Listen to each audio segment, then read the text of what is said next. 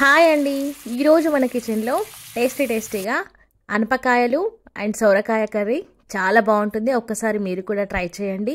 మీరు ఎప్పుడైనా ట్రై చేశారా? సో మీకు ఈ కాంబినేషన్ ఇష్టమైతే ఒకసారి కమెంట్ చేయండి.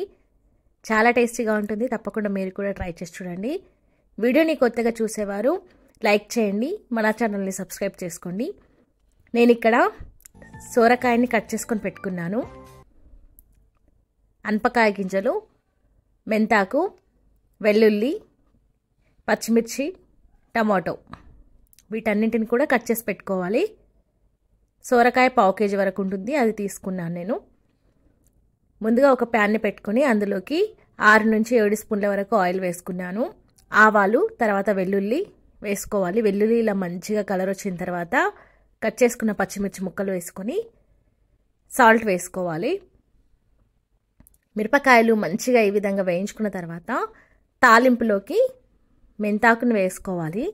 మెంతాకు అనేది తాలింపులో వేసుకుంటే ఫ్లేవర్ అనేది మంచిగా వస్తుంది, చేదుగా రాకుండా ఉంటుంది. తర్వాత సొరకాయ ముక్కలు, అనపకాయ గింజలు వేసుకొని బాగా కలిపేసుకోవాలి. ఆయిల్లో ఇలా మంచిగా ఫ్రై చేసుకోవాలి ఒక 3 నుంచి 4 నిమిషాల పాటు. తర్వాత పసుపు వేసుకున్నాను. ఇలా బాగా ఫ్రై చేసుకున్న తర్వాత ఇందులోకి టమాటా ముక్కల్ని వేసుకోవాలి. ఒక పెద్ద టమాటాని తీసుకున్నాను నేను ఇక్కడ.